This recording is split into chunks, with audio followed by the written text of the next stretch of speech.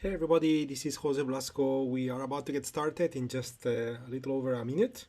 This is a sound check. Let's use this time just to confirm sound is good.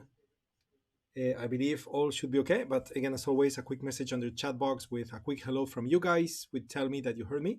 And on top of that, it's nice to just receive a hello.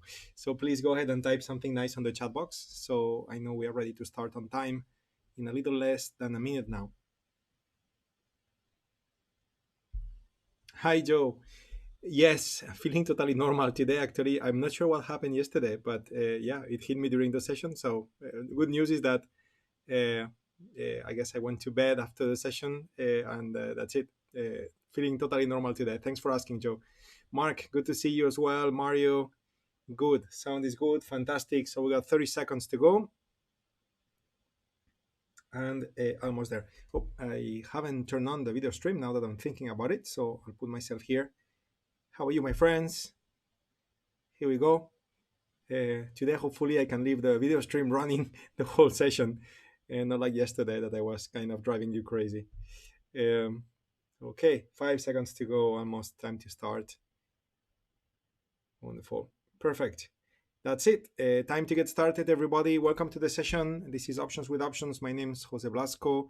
December 2nd, 2021. Let's trade options. That's the plan, isn't it? Yesterday we went over understanding the market, reviewing the trades. We will take a look, of course, at the market today. When it comes to reviewing the trades, we're gonna fly, so we can spend most of the time today looking at new options opportunities to be added to the account. Before we get started as well, I need to highlight a disclaimer on the upper left side of the screen. As always, please read it carefully. This is important information, even if you read it before. Again, it's again an important piece of information to be kept in mind, and I would like to count on you guys to read it completely.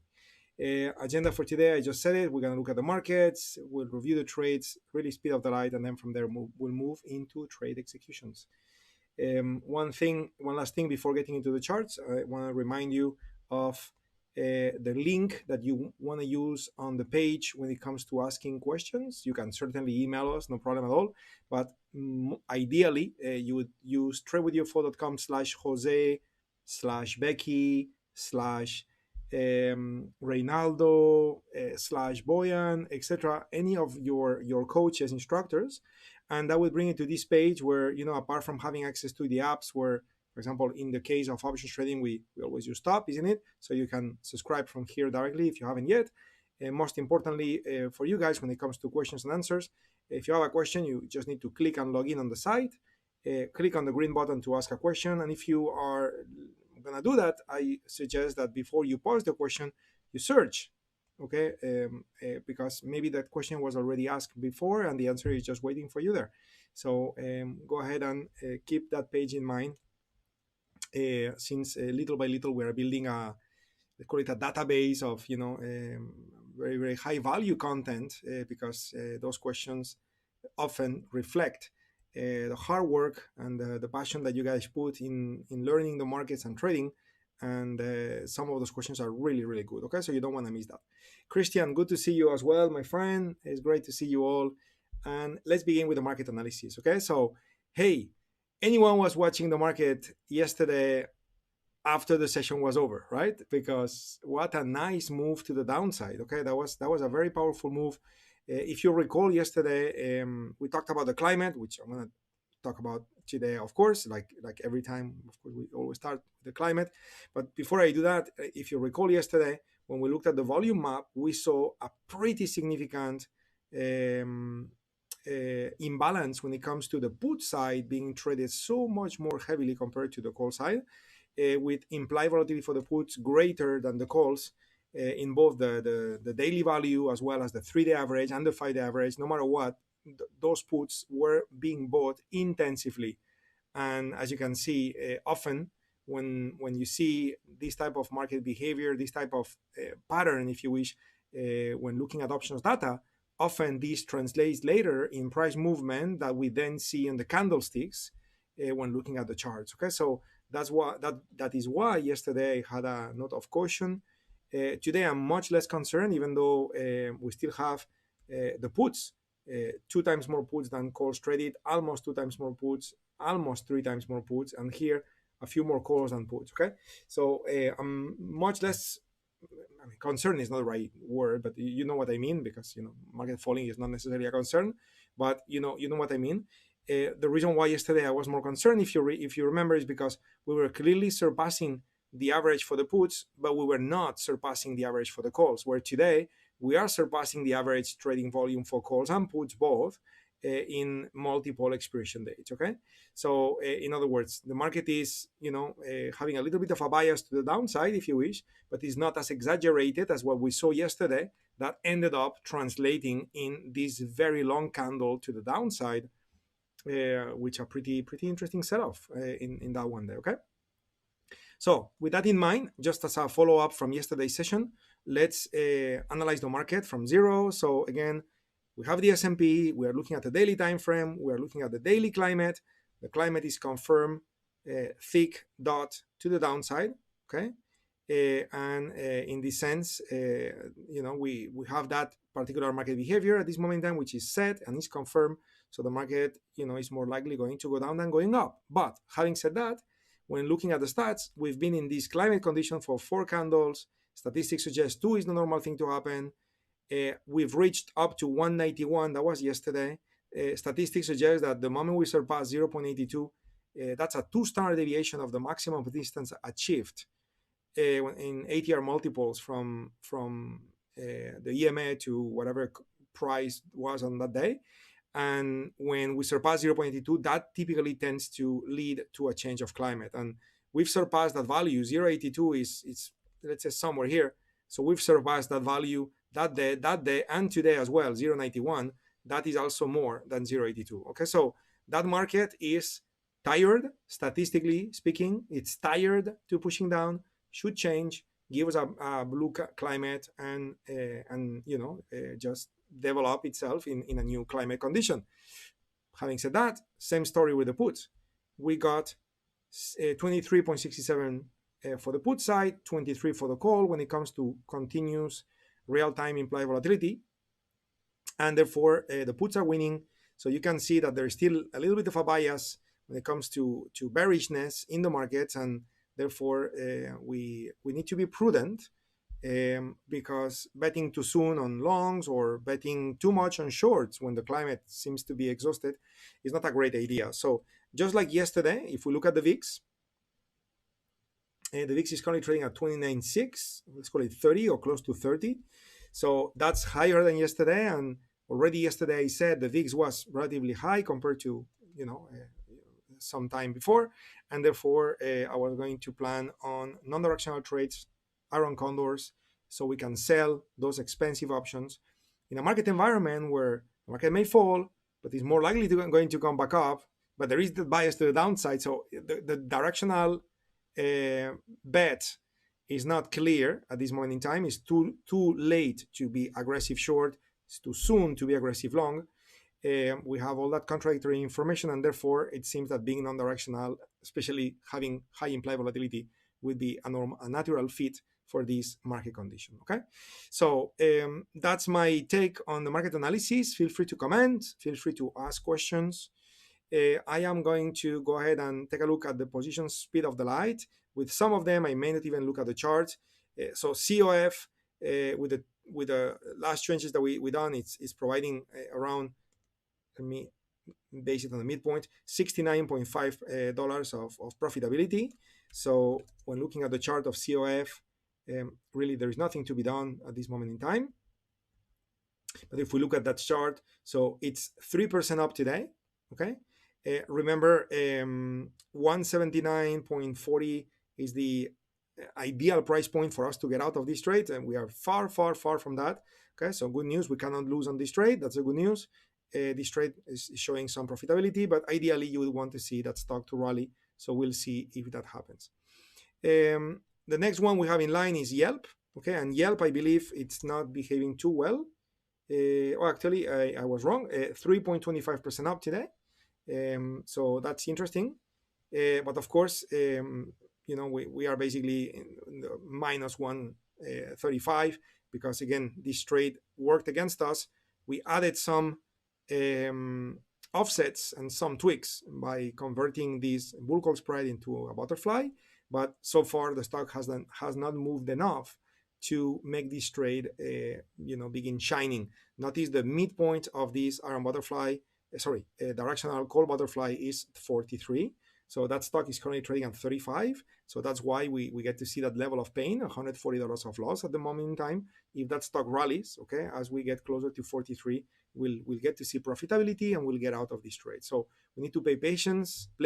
Remember, both COF and Yelp as well as CSX are stocks that belong to strong industries. So while they don't look that healthily amazing, it's not that bad, because if the S&P turns to a blue climate and those sectors push, we've seen that many times before. Next thing you know, those stocks are back in business, and that's what we are playing here, even though we converted them into butterflies because we lost some confidence on those stocks, given the fact that they moved against us, okay? So CSX, super quick, 2.6% up today. So again, with CSX, actually, I had my marks were here. So this is where we entered. Okay, we are below the entry. Okay, and the P&L, it's almost flat. Okay, so you can see the beauty of positioning a spread in a proper way. In this case, this particular spread is a bull put spread, isn't it? It's made of puts. So of course, time decay is working for us. Notice how that stock has not come back to where our entry was, and we are basically breaking even. So if that stock comes back a bit higher, next thing you know, we're going to be in business very nicely, and we're going to be able to work on this opportunity a bit more efficiently. Now, yesterday, I was mentioning that I had that intention to convert this bull put into an iron butterfly that you may remember. I was not able to do it for a great benefit yesterday, given the fact the stock was quite low, but with that stock being now up by 2.64%, okay? So I just made a mistake here. I just closed my chart. Let me reopen my, sorry for that, guys. I just went too quick with my keyboard. So options with options. Sorry for that. I'm just going to reload it very quick. It's going to load on the screen immediately. Yeah, so what I was saying, so CSX, what I was saying is that yesterday, that stock, I don't remember exactly, but the stock would be trading, let's call it here. Today, it's trading higher than that.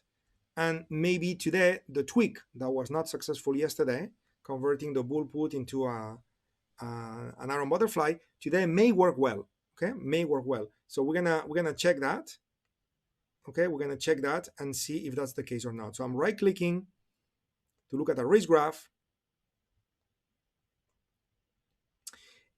see where we're at. We are right there, okay? Just a bit more, and we're gonna be in the green territory. So this is good. Now, if we were to convert this trade into an iron butterfly, so what you would do is you would add two more legs, okay? Now, one would be a sell, one would be a buy, okay? There would not be puts, there would be calls. So when you mix calls and puts, that's when it's called an iron butterfly. If it's all puts or all calls, then it's a directional butterfly, but not an iron one, which depending on how you construct it, the risk profile could actually be the same. But again, it's, in this case, it's not. So we're going to be selling 38.3 for the put that we sold already, and 38.3 for the call. This is the one we are selling. And then we want to buy a call above the 38.3, which seems to be the right one to do, would be the 40, which is kind of $2 away, which is, kind of what you have from 36.67 to 38.33. So if I was to do that, let's see what is it that we end up having. And to be honest, it's quite similar to what we had yesterday. I think it's a bit more advantageous. It's about the same, really. It's about the same, really. Yeah, so instead of having a maximum loss of 56, so the maximum loss will be about around 31. And since we can reach the target here before the expiration date, if I remember well our estimation yesterday, so notice that the orange line is significantly lower than the blue line. So this tweak still doesn't make sense today. So we are not going to do it because it's not providing enough as an advantage, just like as I discussed yesterday. Okay, so the stock may be trading very similar to where it was yesterday, I guess. And therefore, the outcome of this analysis has been the same. And finally, Philip Morris, which we converted yesterday from a bear call into a directional call, directional call butterfly. So this is PM Philip Morris. Okay. So when we look at that stock, it's currently up 1.45. Remember that the midpoint of this butterfly was 90. So the nearer we get to 90, the better. So if I look at the risk graph, okay, so we can see how we are right now showing a profit of $81.5. This is the real-time P&L right here. Okay, that's the real-time P&L right there. And again, if we go closer to 90, we're gonna start making more money. But again, time decay, because if you look at the P&L, let me show you at current price. Here we go. So if I show you the P&L at current price, right? So that P&L is this is December 2nd, so it's 81.72. Okay. If you look at the P&L when you reach 90, so it's 89 instead of 82. So you make very little money, right? So again, I said that yesterday, but very quickly to be visual. So when time passes, look at what happens to this line. So if instead of, today, it's 10 days later, next thing you know, now the P&L, instead of 80 something, becomes 120 something. So again, you want to monitor this, okay? And as long as the stock is moving towards 90, just stay in the trade, stay in the trade, stay in the trade. The moment you get to 90, get out. And if it starts going back down, okay, get out too, because then you're gonna end up in a position which is worse compared to having done nothing. Okay. So I'm curious to see how that P&L is fluctuating so much. Something must be happening with the data feed, I would say. Yeah, this is not right. Not sure what's happening, but basically the bear call spread is performing just a little worse compared to the butterfly. Why? Because it's a bear call spread. The first word that I used is bear. So you want the stock to fall, and that stock is up by 1.42% today. So therefore, the bear call spread is losing some profitability, where the iron butterfly, sorry, not the iron butterfly, the call butterfly, because you are short 2 units, is collecting more time decay and is performing a little better. This is what's to expected. Okay, but if the stock was to go down again, okay, if the stock was to go down again instead of going back up, so now the bear call spread is going to start performing better, right? So then why would you want to stay in the iron butterfly? Then I would suggest to close the whole thing. Okay, so this, as I said yesterday, this tweak was only to be applied for the ones of you who plan to be monitoring this in a daily basis. Okay, and I won't see you until next Wednesday, so please give me some confirmation in the chat box that everybody has understood what I'm saying here, because you need to be watching. If you did the butterfly yesterday, you need to be watching this in a daily basis. And the moment it gets to 90, you get out, right? And the moment it starts going down and you see the P&L of the butterfly to equal or get worse than the P&L of the bear call spread, so then you also know it's time to get out, because now that stock is showing too much bearishness, and the butterfly is not going to benefit from that as much as the bear call spread. Okay. So again, that was the choice I gave you yesterday, and I see what you just wrote there, Ahmed. Thanks for sharing that. The natural, easy choice was just close it and that's it. Okay, because to be honest, we reached the target, so why would you stay in the trade? But we're just trying to just get a bit more of profitability since we were there. Okay, at the same time, it's a good learning experience. Anyway, so all those trades are now reviewed, and therefore it's time to put some trade together. So I'm going to bring in the matrix. Okay, I'm going to bring in the matrix. This one. So I'm going to bring in the matrix, and we're going to start doing some analysis, some research to find non-directional opportunities. Okay, Christian, I close it too much time for what the upside is. I got you. I totally get you. It's, to be honest, is normally when we do tweaks, it's to fight against a situation where the market went against you, and you're trying to give the trade a second chance. It's damage control mode, right?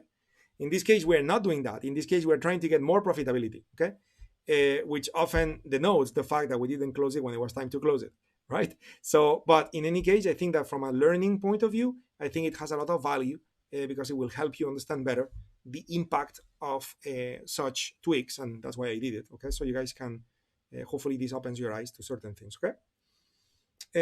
Good. Mark, okay, what about entering a closing order with a condition to exit when price hits 90?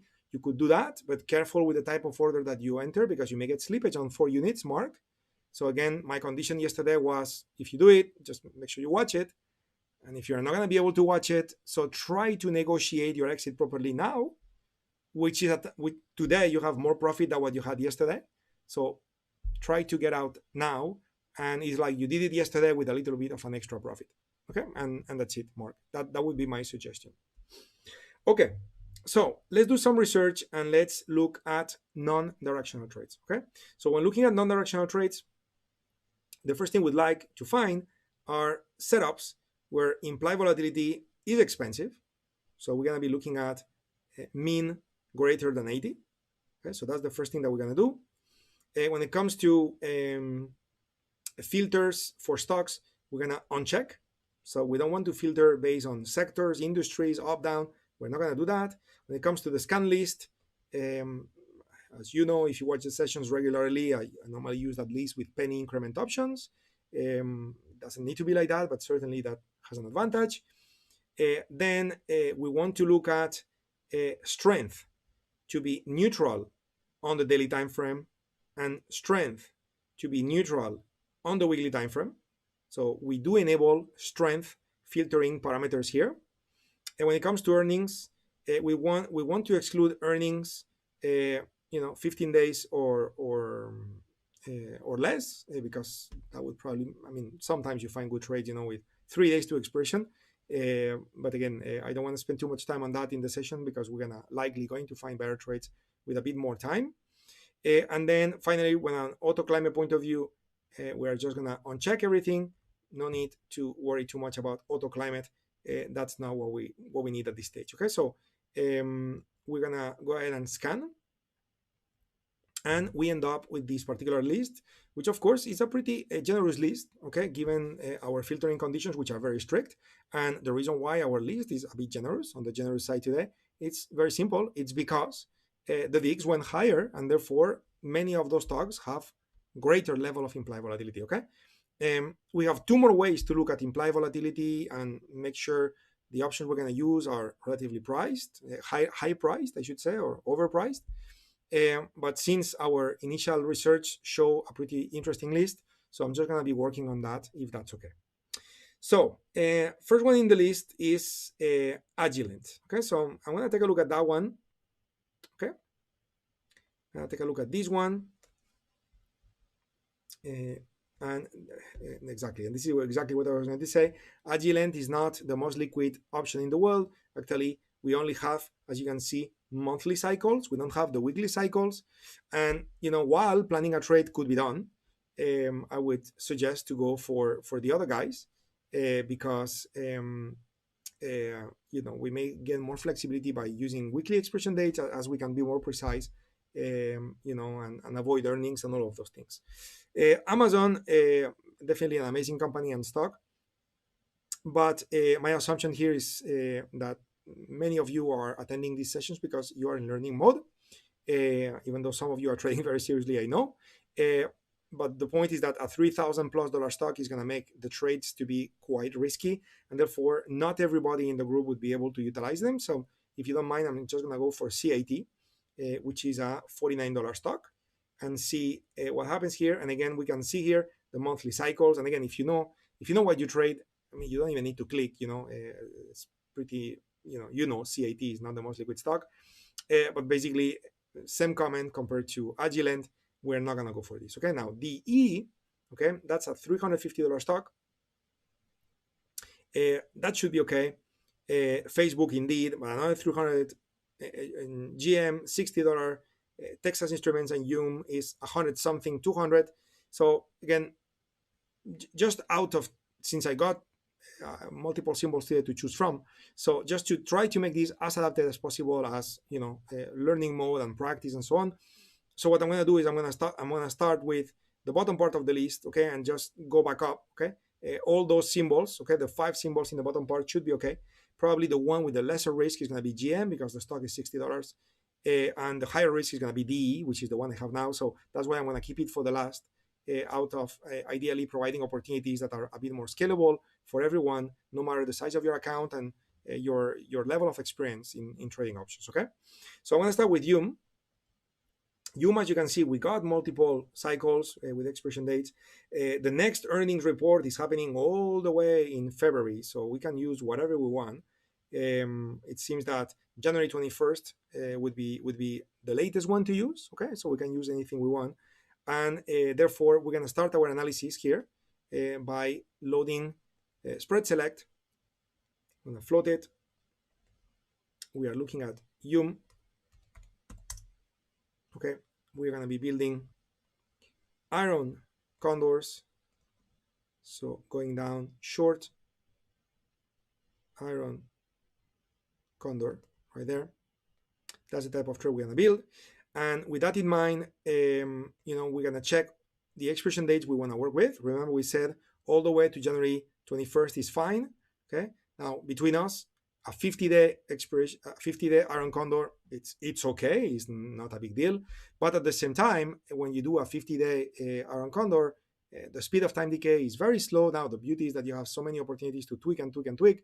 So the probability of profitability is quite high, but the rate of return it's weaker because time decay, is going to move slower. Okay. So what I would like to do, instead of selecting all the expiration dates, right, which you could, I've done that before, isn't it? So you could select them all and just start doing your analysis and see where you go. What I would like to do is I'd like to try to be a bit more efficient with the use of time and wiser with the type of opportunities I'm going to find.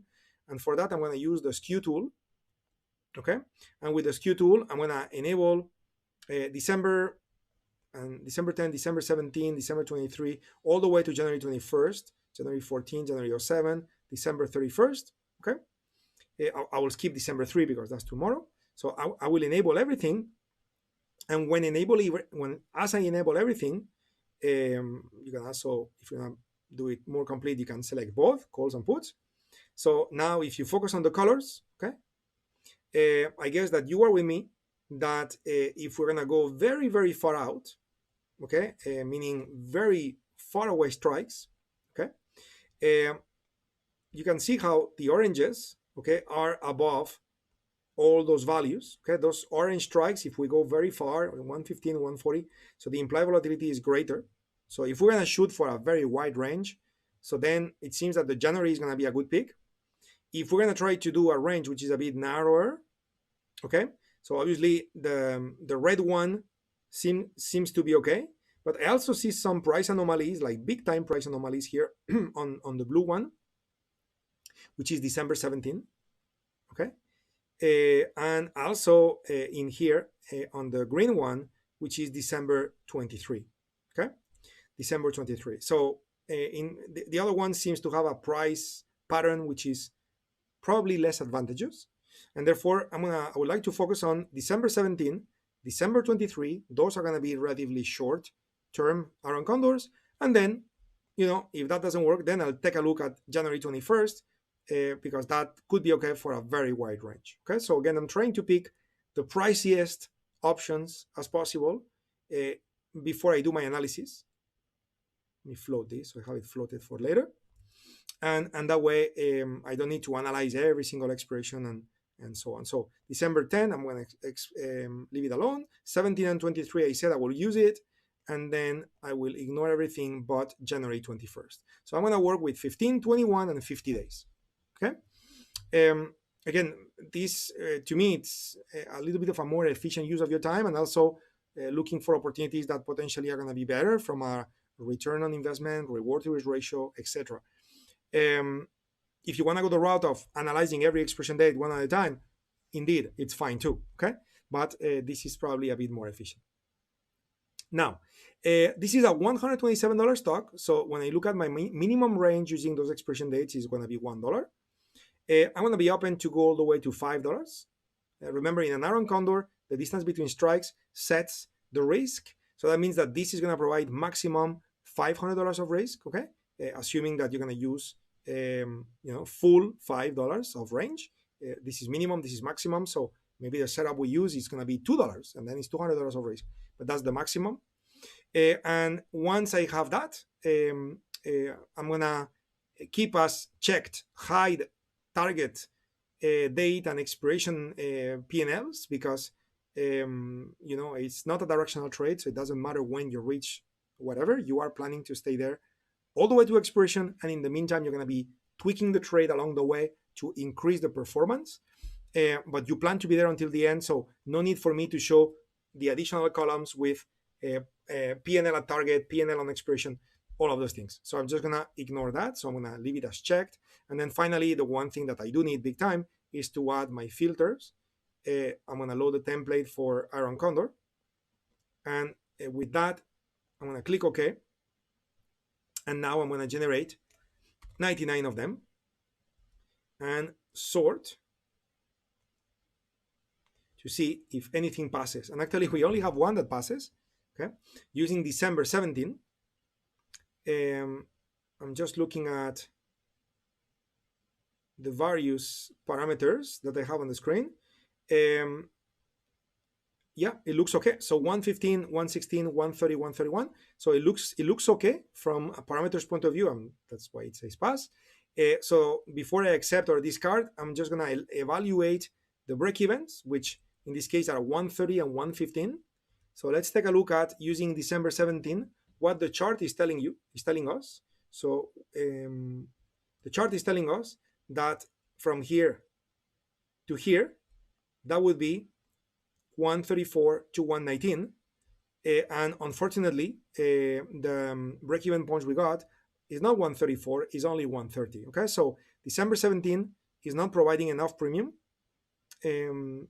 for what we need. Okay, and this, when I was looking at the chart, so and with everything that happened, that stock is up 3.15%. So of course, certain strikes are really losing a lot of their premium. Okay, which is obviously not ideal. So I am now going ahead and redoing this without December 17 in case another opportunity will be found. And with December 23, I am finding more passes. Okay, I'm finding more passes. So the question is, with December 23, which is right here, what's the highest value here, which is 135, 118. So do we have 135? We have 133, here we go, 135.3. Okay, 135.3. And we also have 115, which I believe that was correct. Yes, because 115 is below 118. So it seems that one would work. We need to look at this deeper. Let me continue looking down because we have more passes. So do we have another 135? 135.5 with 116. That works as well. This one provides 100% return on investment. So we are risking 50 to make 50. That's more efficient than the prior one. That was providing a 42% return on investment. Okay, so I'm coming back down. Okay, so far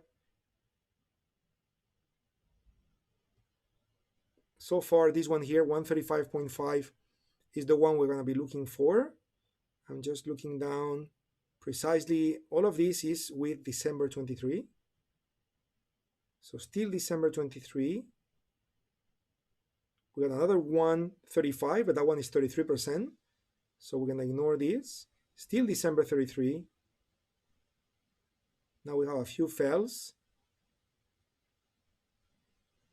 I don't have any other one, 135.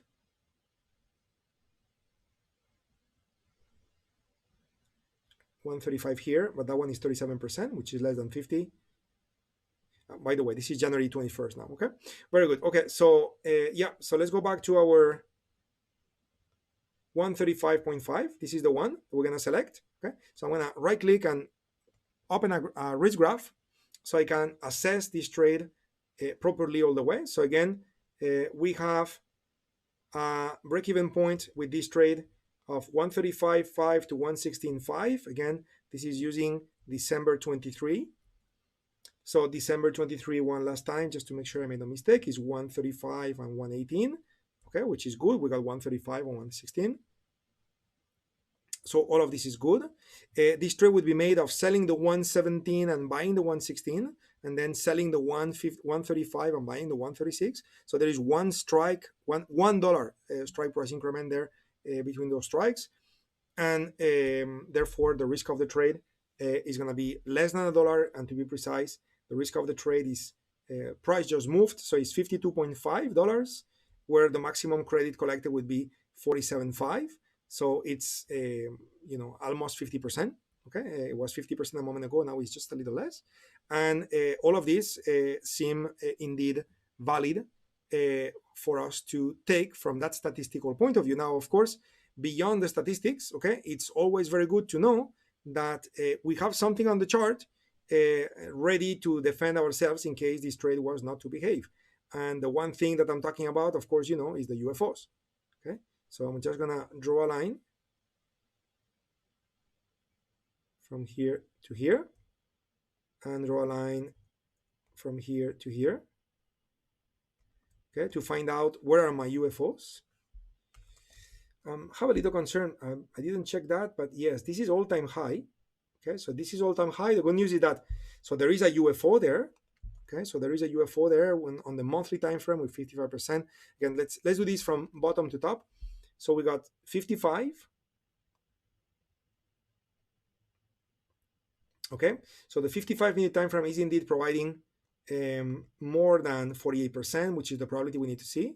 We got 1, 2, and 3 UFOs on the upper side. So the setup is valid from the point of view of amount of UFOs. Of course, I need another UFO there beyond this line, which I don't have. So that's a problem. On the bottom part, indeed, very nice, multiple UFOs. And I do have a UFO right there, where if I was to project it, I would just come from here to here. This would be the bottom part of the range, okay? So the bottom part, it's not a problem. Now the top part is a problem, because while I have multiple UFOs, I don't have one UFO that surpasses this line. So I need to find that UFO, and if not, unfortunately, the trade would be invalidated because it will not meet our rules. But I believe that since we are going to be able to go upper into the time frames, we should be able to find what we need. I'll take a sip of water. Okay, so 54% probability with Yum Brands.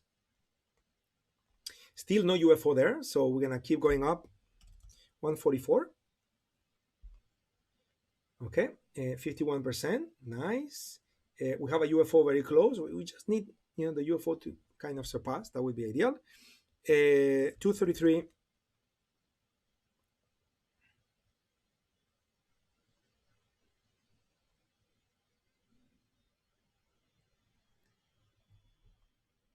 Okay, just waiting for the price to load. Everybody's very quiet. What about, I know you are, as always, focused, planning the trade, probably getting ready to place the order. 233, that's 45%, that's not good. 377. But yeah, while you are probably very focused, I'd love to have a little bit of feedback from you guys, if you don't mind. If you could tell me that, how are things going. This is 38% with a 377 minute time frame, so that's not good. What about the daily time frame? The daily time frame is providing a UFO there at 457, but the UFO is located at 135.51. Statistics suggest instead of 51, well, actually we can actually accept this, because 50.57 and this is 51. So just because of a few tiny cents, that would be fine. Okay. In any case, if we go up all the way to the monthly time frame, as you saw before, the top part of the UFO is actually the monthly UFO is 55% probability and is 135.77, which 135.77 is indeed above our red line. Okay, if I was to draw it from the monthly time frame, so it would come from this high from this week. Okay, and therefore our purple area is indeed beyond here. Okay, so we're fine. Okay, we're fine. It's very tight. I mean, I love to have a little bit more wiggle room on the top. So that amount of space that we got on the bottom, you would also have it on the top. That would be ideal. But hey, that's what we got.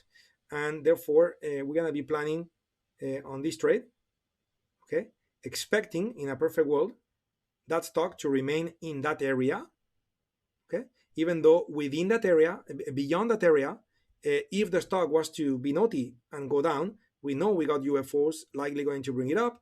If the stock was to be naughty and go above this red line, I mean, my line went a bit too far, but in that space, price is likely going to come back in, okay?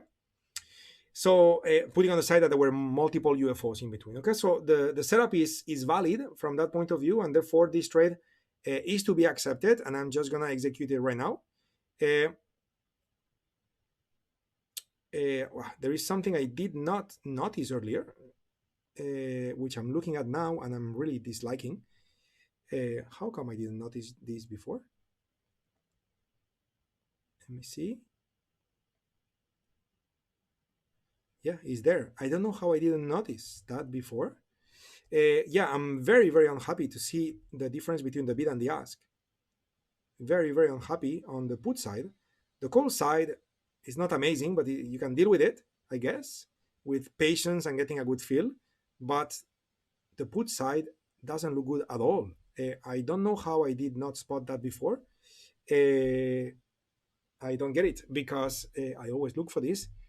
So maybe I went a bit overconfident, or maybe price conditions have changed, and next thing you know, market makers pulled many of their orders out. I'm not sure exactly what it is, but with that spread, it's terrible to say. I'm sorry, guys, but I'm just gonna suggest we forget about this trade. Okay, so I'm just gonna float this window. I'm gonna minimize it, leave it alone, and later we're gonna come back and check, because I believe I saw something healthy earlier, where now it's totally unhealthy from a liquidity point of view. Okay.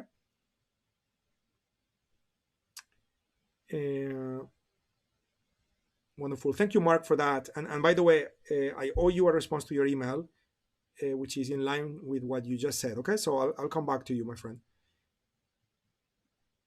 The red UFO seems thin, yes, but there are multiple. Remember, the rule is 2 or more and minimum 48%, and there were 50+%. And yeah, so it's the rules are met, Christian. We've seen setups that were better in the sense of being exactly in the middle of the range, things like that. And, hopefully we're going to find a better one now. But this setup was meeting the rules. The one thing that is killing me is the beta spread. Okay. Yeah. Okay, so minimize this and back to the matrix. And we're going to look at Texas Instruments. And let's see what that stock has to say. So, okay, so earnings for Texas Instruments are happening there on January 25. Okay, so we can also use all the way to January 21st. So this is the same as what we saw with Yum. Now, let's look at the skew for TXN. Okay, I'm just going to make these all groups. So the skew for TXN is, okay, I have everything check mark, very nice. So definitely December 10 seems to have plenty of premium. That's quite normal. The front week normally carries plenty of it. I'm very interested in seeing that blue one here that seems to show pretty high price here and here. So this blue one is December 17. Then we see the green one. The green one is December 23. So those look pretty okay. And the one thing that is very disappointing though is the January 21st. Notice how even if you go out, that volatility smile doesn't bring that implied volatility to be higher compared to the green, for example. Okay, it doesn't. So with Yum, there was more implied volatility on the January compared to what we get to see with Texas Instruments. Okay, so in this case, I'm gonna be happy to rely on December 10, December 17, and December 23. I won't go the route of using the pink one, which is December 31st, because as you can see, the call side, the put side, which is the dotted lines, seem pretty okay, but the call side in pink color is all the way here in the bottom. Okay, so there is a pretty big imbalance between the two units, which is not the case with the green. Many of the strikes on the green are quite similar, call and put. There is a divergence here, some price anomaly. But we will the spread select will take care of that, I guess, to see if that's an advantage or a disadvantage. But with the other one, it's not good because we want to sell and we want premium. So long story short, December 10, 17, and 23 is going to be my peak to do the Iron Condor on Texas instrument.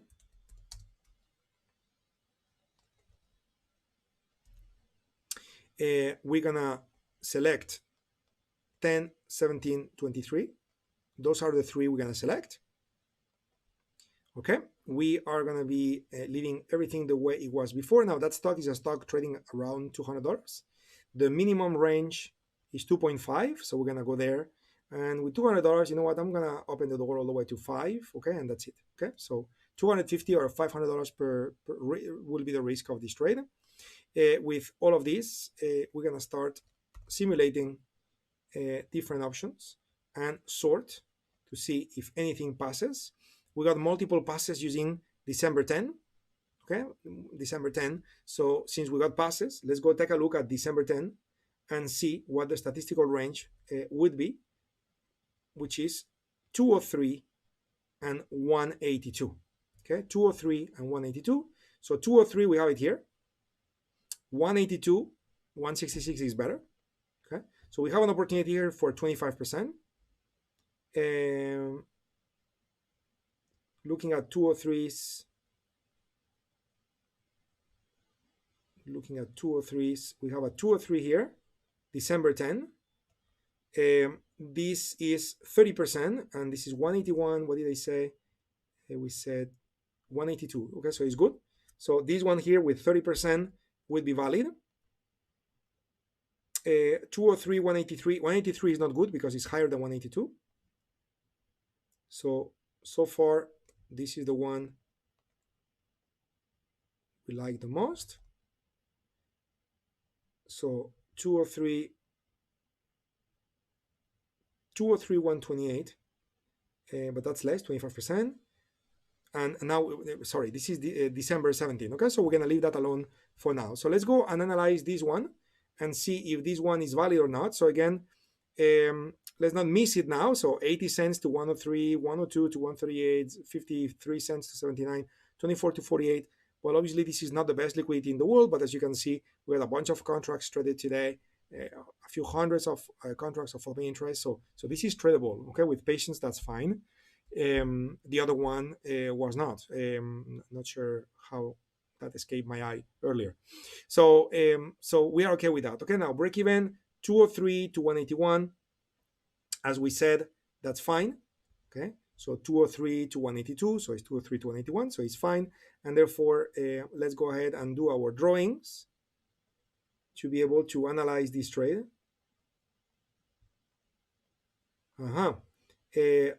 Problem, okay, is that stock making all-time high? Yes, it is. And the statistical range is above any high we had. As you can see, this is a monthly time frame. So if I go back to daily, it means that there's no way we're going to be able to find UFOs that are beyond the red line. There's no way, impossible, because it's beyond all-time high. So unfortunately, we cannot. So we're gonna go back for the we're gonna back to the list and go back to find the next one, which is General Motors. So let's take a look at this guy. General Motors. Okay, so earnings happening all the way there in February. So again, same story, we can use all the way to January 21st. So that's good. So let's look at the skew for General Motors. And we can see December 10, very powerful, 17, very powerful, 23, very powerful, and everything else is kind of like about the same. And definitely very disappointed as well with the January expiration. Those further out of the money strikes, they are not coming close to any of those levels of implied volatility in the 50 range. They are more in the 40 something. So I'm not going to go long term, and therefore I'm going to do the same thing I did before, which is to rely on December 10, 17, and 23. Okay, that's going to be the expiration dates I will want to use for General Motors. So GM. Okay, so I got 10, 17, 23. Okay, so this is fine. That stock is trading at $60, so the minimum is 50 cents. But let's face it, it's rare that you do 50 cents strike price increments and you get enough premium to justify anything. So I'm going to start with a minimum of 1. But because that stock is so cheap, I'm going to do a maximum of 2. Okay, I'm not going to go to $500 of risk. It wouldn't make sense. Maybe it does, but it would make less sense in my mind, given the price of the underlying stock. Okay, so I'm going to simulate 99. Okay, and then I'm just going to sort and filter to see what passes. We got a bunch of passes on December 10. So let's take a look at what's the statistical range on December 10. Okay, which is right there. December 10 is 65 and 55. Again, it's all-time high, and 65 is all-time high. So we're going to have the same problem with General Motors that we had with, what was it? Texas Instruments, okay? So let's take a look at Facebook, or I should say Meta. Okay, so loading. Okay, so in this case, we should be okay because all-time high is all the way here. Okay, and statistics, for probabilities of ranges, the red line is there. So in this case, we should be okay. Earnings are happening on January something. So same story, we can go all the way to January 21st. Okay, so same approach, same process. We're going to look at the skew. And what do we have? So the front week, that's quite normal. And then, very, very, very well sorted volatility smiles with no surprise. And also the long-term expiration is not giving us any sort of a boost of implied volatility for those far away, far out of the money options that we would sell. And therefore, we're going to leave it alone. It's not going to be efficient at all. We're going to focus, just like in the prior two cases, on December 10, 17, and 23, okay? So the red, the blue, and the green.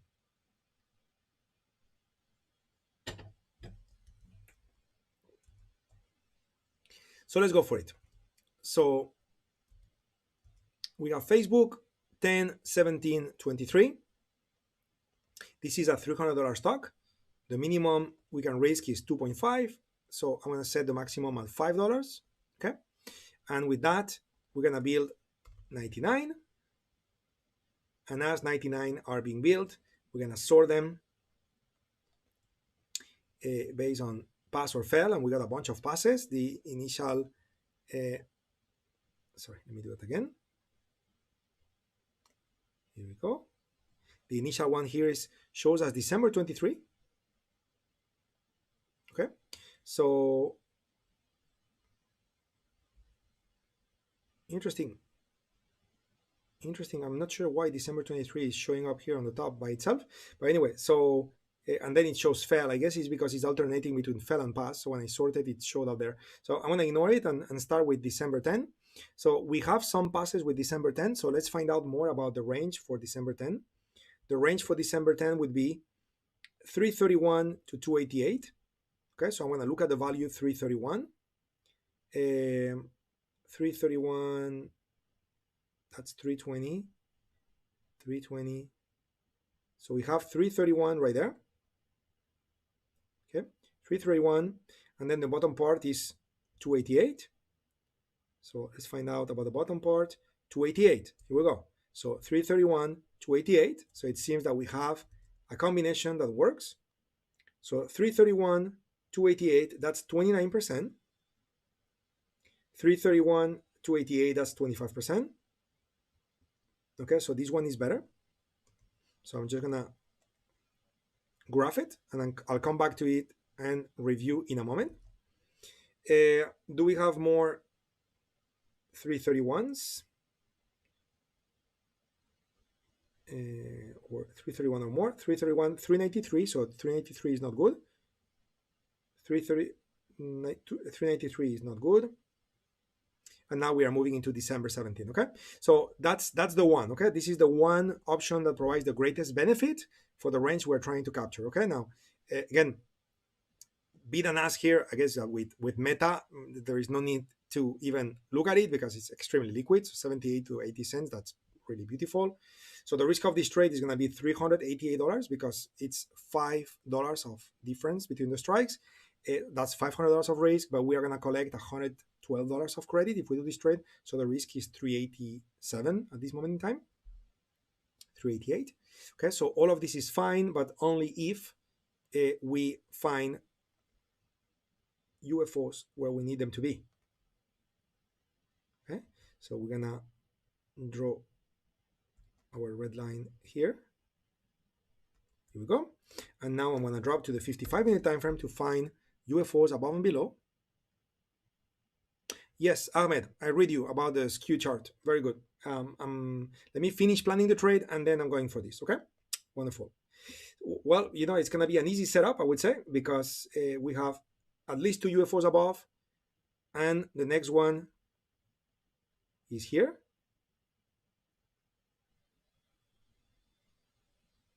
Right there. Okay, and we have multiple UFOs below, and the next one could be here, but just to make it more equivalent, I guess I'm gonna go for this one. Okay, so then, you know, maybe even the next one. Okay, maybe even the next one, because now the amount of space you got from here to here is very equivalent to the amount of space you got from here to here, which means that the current price of Meta is very much centered between the purple lines. Okay, so let me go back to the daily time frame.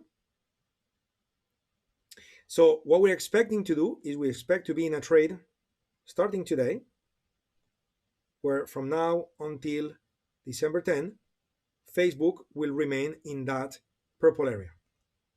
That's what we're expecting for it to happen. Of course, if Facebook happens to be a bit naughty and goes above this line, we know that between the red line and the purple line, we got red UFOs, likely going to push the price down and into our area of profitability. If that price was to go beyond in the bottom part, same story, between the red line and the purple line, you got green UFOs, likely going to push the price of Meta up inside the purple area, which is our area of profitability. Okay, so this is the setup. Of course, when you go for a 1 week expiration, it's more aggressive because here we won't be able to do too many tweaks or too many anything. Okay, because it's what it is. I mean, you could certainly convert to an arrow butterfly if it breaks, but that's all you can do. You cannot do anything else. Okay, you cannot do anything else. Okay, so we're gonna be watching that red line. Okay, we're gonna be watching it, and if that red line, which currently is where the red lines are, surpasses the purple area, then we're gonna have to act and convert the Iron Condor into an Iron Butterfly. If we had multiple weeks to expiration, then we can start tweaking one side, tweak the other side. But here, typically, that would be a very sharp move, and that would suggest tweak. Okay, and tweak means convert the Iron Condor into an Iron Butterfly. So the trade is valid. Okay, and therefore I'm just gonna execute the trade with Meta. So I'm gonna go ahead and find FB.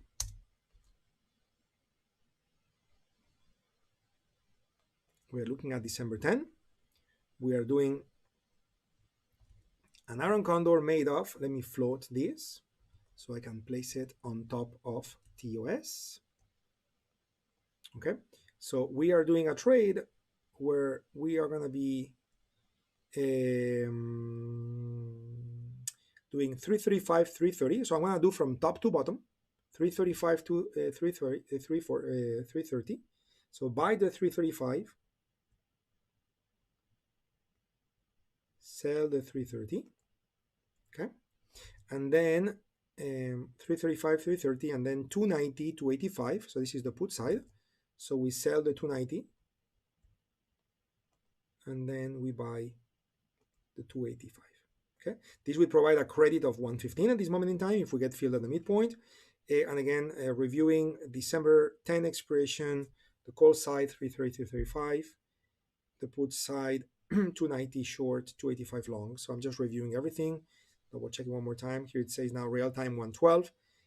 So let's try to get 112. And I'm going to confirm and send. Okay, and let's see if I get filled. I just got filled at 112. So the Facebook trade is in, my friends. The trade is here. Okay, so let me document this properly. So edit spread for all those different options. I'm just gonna input the prices I got. So on the put side, 285, I got 179. I'm looking at the values right here, okay? Right there. For the 290 put, I got 242. For the 330 call, I got 128. And for the 335, I got 79. So when I click OK, here's the trade. And now I'm going to copy to the clipboard so I can go back to top. And inside my position panel, I'm just going to be able to scroll down. And under Philip Morris, here is my Facebook Iron Condor. We're just hitting the top of the hour, so this is perfect timing. But before we go, I want to answer Ahmed's question. In the meantime, while I answer Ahmed's question, if there is any question you need me to show something again because the execution was a bit quick, please let me know. Happy to do. And going back to you, Ahmed. So how to read the options queue? So it's very simple. The axis on the right, the vertical axis, is volatility.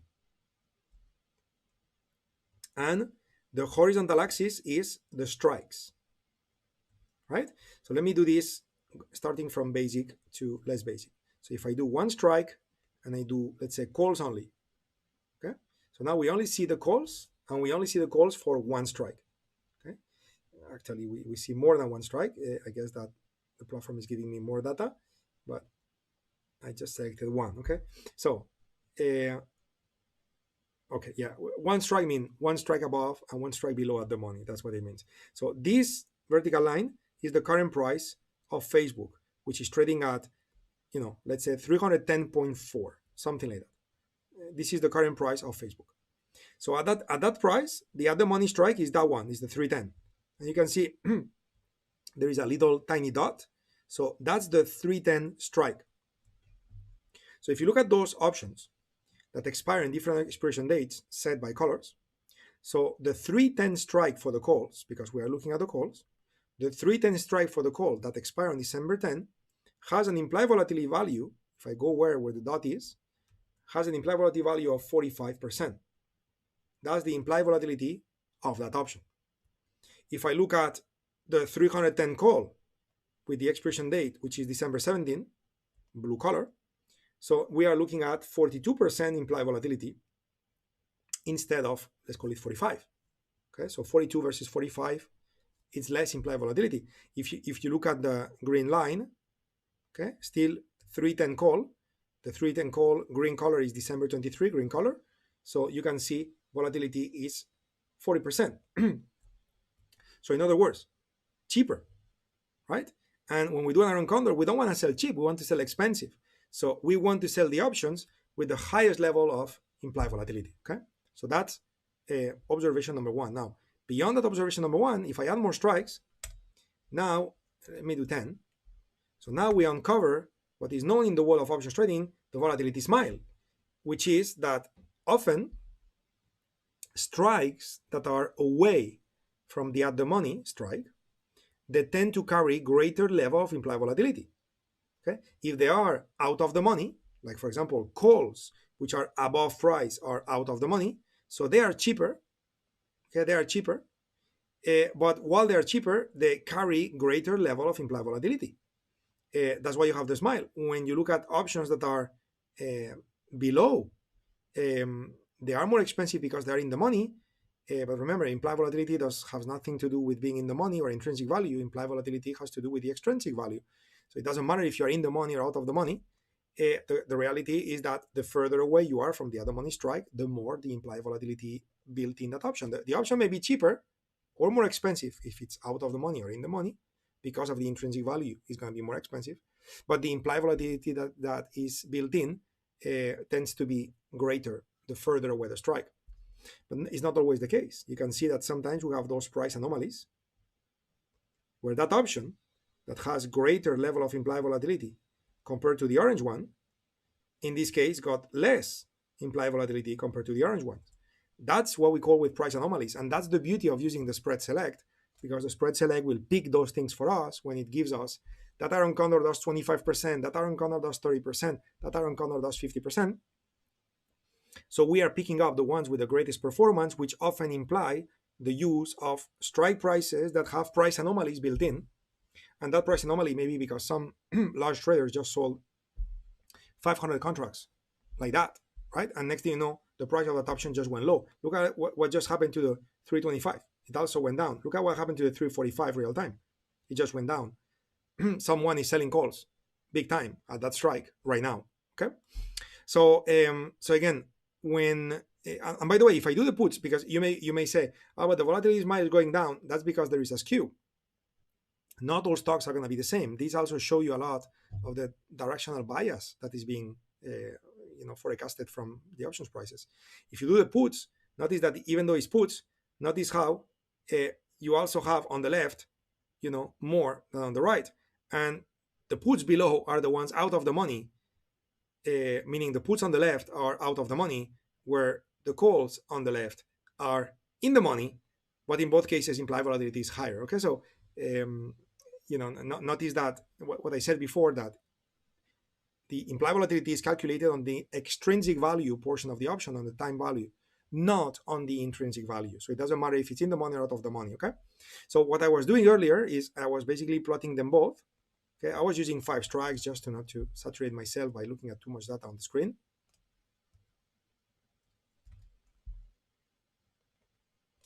Here we go. 5 strikes is good enough. And with that, I was trying to spot if there is some sort of a price anomaly or something like that. We saw earlier, what was the first stock we checked? It was UM, where when looking at UM, we saw the long-term expiration, which is January 21st. We saw this long-term expiration got plenty of volatility on those far-away strikes.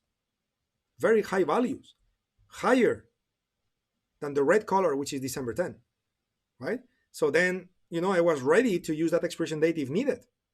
Okay, then we found there is no liquidity and we decided not to do it. But I was ready to do it because the skew reveals that for me. Now, if I was to do that exercise with Facebook, for example, or Meta, again, when I load it, notice how this orange color calculation is showing below everything. So no matter how far out, when it comes to being out of the money, I choose, no matter what, the implied volatility stays very low, and therefore it's basically a waste of time to sell those options because there is not enough premium built in. So that's how I decided with Facebook to focus on the red, on the blue, and on the green, which are December 10, December 17, and December 23. And in the case of Meta, I decided to ignore long term because there is no more premium, but there is more time risk, right? So it doesn't make sense. So always looking for that balance where the time, if you take risk, which in this case is in the form of time. So if you take risk, you get paid more. But if implied volatility is lower, then you take more time risk, but you don't get paid more. Is that making sense? So the idea is, instead of, and you could ignore all of this, okay? And just do the spread select analysis that we do, and just, check mark everything and just go one expiration date at a time. And you will end up with the same result, but it will take more time. And that way you become a bit more aware of what you got in your hands. And also you become a bit more efficient with the selection of expirations. And you ideally find trades a bit faster and trades of a higher quality. So this is my long answer to your question, Ahmed. We will conduct top sessions to talk about the use of this tool, and I'll go even deeper. But hopefully with today's clarification, that helps you to understand a bit better why I did what I did. Anyway, my friends, I think it's time to say bye. We surpassed the ending time of the session, and I don't see any additional question on the chat box. So I think I'm gonna gladly say goodbye to you all, my friends. I will now draw a couple of lines on the chart so I remember the price at which we enter when we review the trade, and I will see you on Sunday on the top session, and indeed next week on Wednesday and Thursday as well. You guys take care. You guys take care. Keep up the good work, as I always say, because I know you guys are working on it big time, and I'm very, very proud to see those evolutions, those messages I receive from time to time. You guys take care. See you soon. Bye bye.